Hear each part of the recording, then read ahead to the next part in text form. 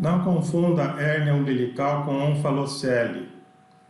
Estou falando essa questão porque recebo eventualmente gestantes com exames feitos em outros serviços, onde o colega confunde uma hérnia umbilical com uma onfalocele. Então vamos procurar esclarecer essa dúvida e colocar uma ordem nessa questão. A hérnia umbilical fisiológica, ela ocorre naturalmente nos conceptos entre a 9ª e a 12ª semana. A explicação é óbvia. Nesse período, o intestino cresce de forma mais rápida do que a caixa abdominal e ainda não sofreu sua rotação natural e acomodação dentro do abdômen.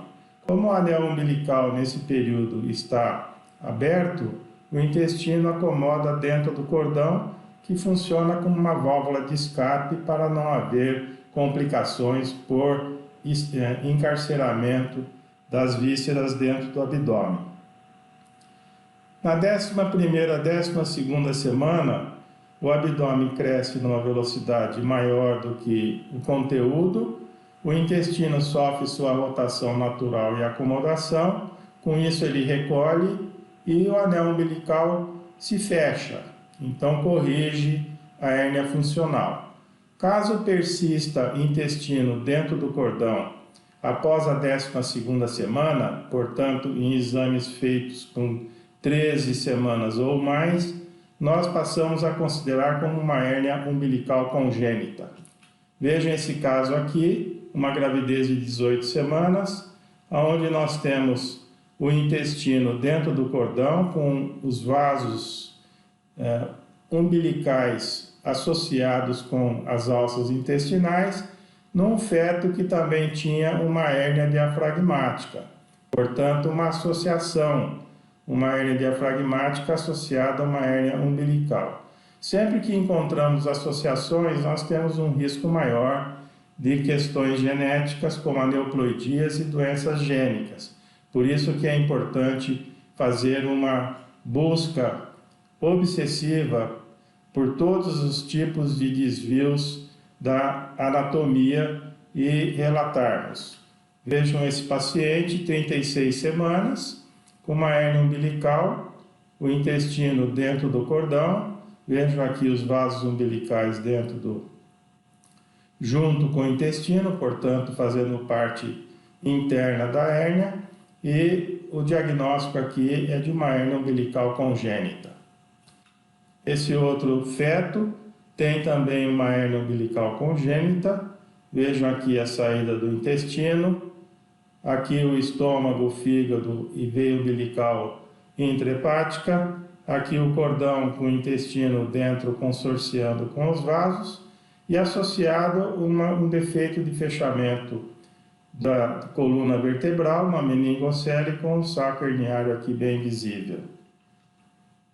Já a onfalocele é um defeito de fechamento da linha média supra-umbilical e não do anel umbilical. Nesses casos, a hérnia fica acima do cordão, o saco herniário que contém as vísceras é rodeado pelo cordão, o cordão está aderido inferiormente ao saco herniário e sai pela frente.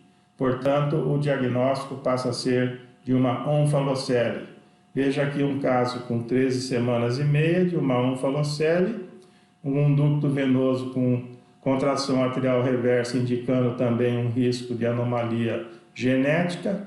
E nesse desenho, na ilustração, nós podemos ver no corte longitudinal que a hérnia é supra-umbilical, fica entre o apêndice tifoide e o cordão. E o cordão está aqui aderido ao saco herniário por baixo, e não a hérnia dentro do cordão, portanto, uma onfalocele. Sempre procurem fazer esses cortes, tanto longitudinal quanto transversal, para ver a relação da hérnia com o cordão e fazer o diagnóstico diferencial entre uma onfalocele e uma hérnia umbilical. A classificação da onfalocele é pelo tamanho do orifício do saco herniário após o nascimento e tem relação com o prognóstico. um defeito menor que 2,5 centímetros de diâmetro tem uma mortalidade menor que 15%. Já entre 2,5 e 5 centímetros, que seria o defeito grau 2, a mortalidade sobe para 15 a 30%, e defeitos acima de 5 centímetros têm uma mortalidade acima de 30%. Vejam aqui 3 exemplos de onfalocélias com tamanhos diferentes de orifícios, só para lembrar que nós não podemos, intraútero, medir o orifício e classificar igual faz o cirurgião após o nascimento, porque obviamente o orifício muda de tamanho depois do nascimento, o regime de pressão é outro, o recém-nascido está respirando e chorando, portanto a pressão intraabdominal e na parede é diferente. Então isso é um conselho, para não fazer classificação cirúrgica de onfalocele antes do nascimento.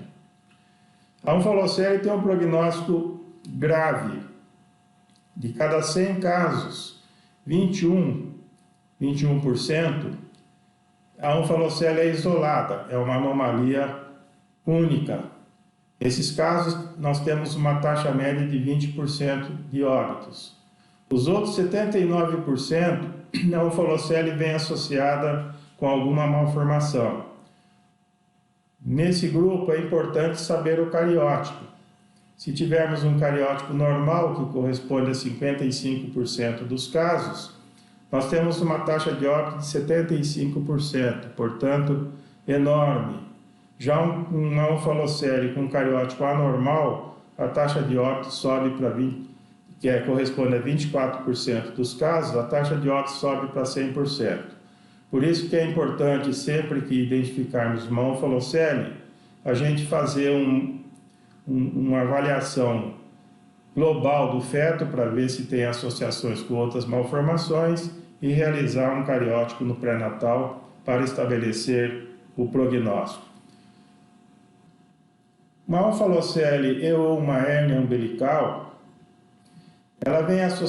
esses casos vêm associados a síndromes ou sequências malformativas, um número grande de síndromes gênicas e sequências malformativas, como está uma lista parcial aqui para vocês. Também vem associada a osteogênese imperfeita autossômica recessiva, aneuploidias 13+, 18+, 20P- e 9P-, sequência do hipotireoidismo atiroideu e idantoína. Portanto, o uso da idantoína pela gestante aumenta o risco do feto portar alguma hérnia. Lembrem sempre que, ao detectar hérnias da linha média, nós devemos prestar atenção em toda a anatomia do feto para procurar associações e lembrar dessas condições da genética. Muito obrigado pela atenção.